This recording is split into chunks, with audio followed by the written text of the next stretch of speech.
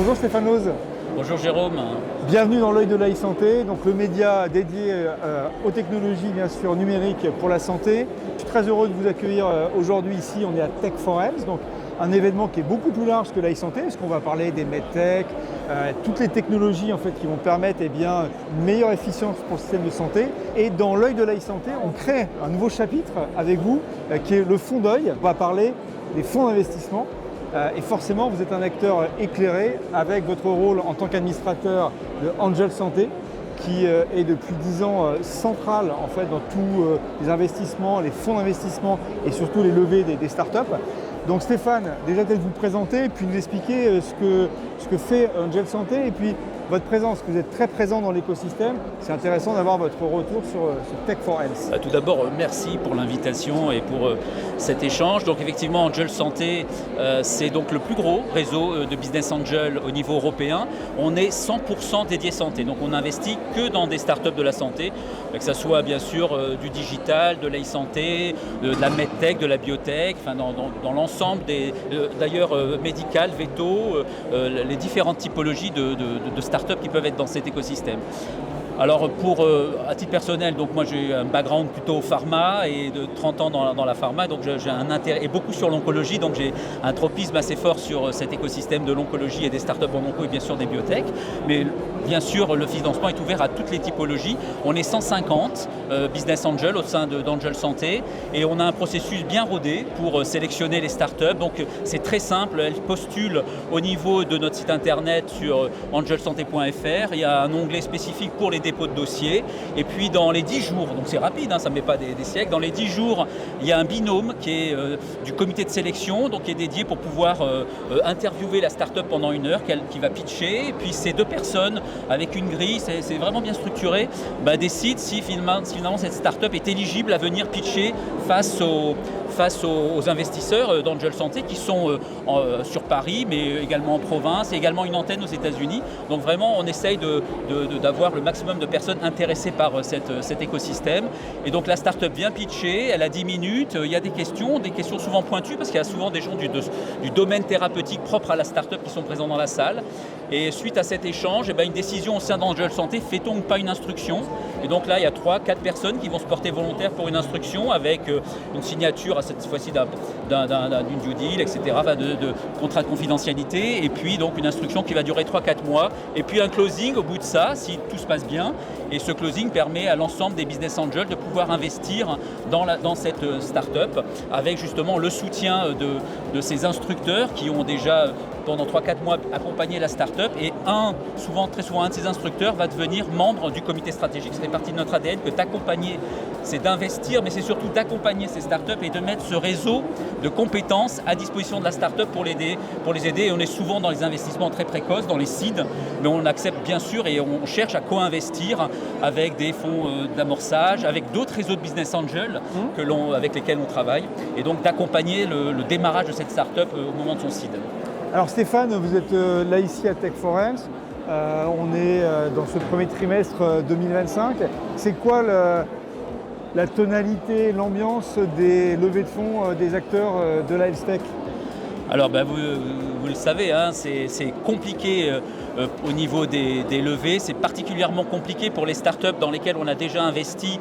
Le seed, elles arrivent à s'en sortir entre l'ensemble des acteurs, BPI est très présent, nous sommes à leur côté, des fonds régionaux sont également là. Ce qui est compliqué, c'est la levée suivante, la série A. Donc finalement cette année on est beaucoup sur des aides pour faire des bridges dans l'attente d'avoir un peu plus de résultats. Il y a beaucoup de VC attendent d'avoir des données un peu plus solides pour pouvoir investir au niveau de la série A. Donc on est obligé à beaucoup plus de bridge systématiques. Donc à titre personnel, moi j'ai investi à peu près dans une douzaine de sociétés. Il y a plusieurs d'entre elles dans lesquelles en ce moment même on est dans cette approche-là. Donc un moment difficile, on espère, on l'a vu au moment avec France Biotech et la présentation de Panorama, des chiffres qui s'annoncent un petit peu meilleurs peut-être pour la deuxième partie de 2025 et la suite. En tous les cas, les business angels sont là au début, mais il y a vraiment besoin que par la suite les VC prennent le relais pour que les sociétés puissent continuer à grossir. Alors dans notre nouvelle rubrique Le Fonds d'œil, c'est d'avoir en fait le regard d'acteurs du système des levées de fonds, des fonds d'investissement. Quand vous voyez un événement comme Tech for Health, c'est quoi les enjeux qui pourraient être pour les problèmes de santé, pour les patients, avec toutes ces technologies que vous pouvez voir? C'est quoi votre vision, vous? La vision, c'est que le numérique, à travers le numérique, l'IA, ils sont en train d'être une vraie révolution dans la prise en charge de la santé. Je dirais qu'il y a l'IA, tout ce qui s'intéresse à l'optimisation du travail du médecin, de la lecture d'un certain nombre d'examens qui étaient complexes, qui étaient lourds, qui étaient prises de temps. Et ce sont des startups qui arrivent à trouver leur répondant et leur avancement, voire même leur exit. Je trouve que le temps en ce moment est particulièrement difficile pour les startups qui sont plutôt sur des outils qui doivent passer par un financement, voire par un remboursement. Donc des outils d'accompagnement des patients pour les aider dans leur surveillance de la maladie ou des outils très spécifiques pour aider à identifier un certain nombre de symptômes. Et on est un peu surpris de la succession des dernières annonces, de non-remboursement, de toute une série d'approches numériques pour aider les patients. Je pense à un moment, il faudrait que les autorités de santé prennent la parole pour vraiment expliciter leurs vraies attentes et pour que les essais cliniques qui sont là pour amener de la démonstration soient vraiment construits pour répondre aux attentes des autorités de santé en termes de remboursement, pour éviter que ces startups avancent et puis au bout d'un moment, leur business model marche par du remboursement. Pour la France, en tous les cas, il ne faudrait pas que ces startups finalement trouvent leur essor uniquement en allant à l'étranger. Et alors, juste si on fait un focus sur ces annonces sur lesquelles beaucoup de startups attendaient des réponses pour notamment la prise en charge, notamment en droit commun, comment à votre avis les fonds d'investissement réagissent à ces annonces? Est-ce que c'est un élément de dire au final il y a des critères peut-être très stricts mais au moins ça valide le modèle, ou au contraire c'est peut-être un élément un petit peu anxiogène pour eux pour investir dans le secteur de l'e-santé et de l'health tech?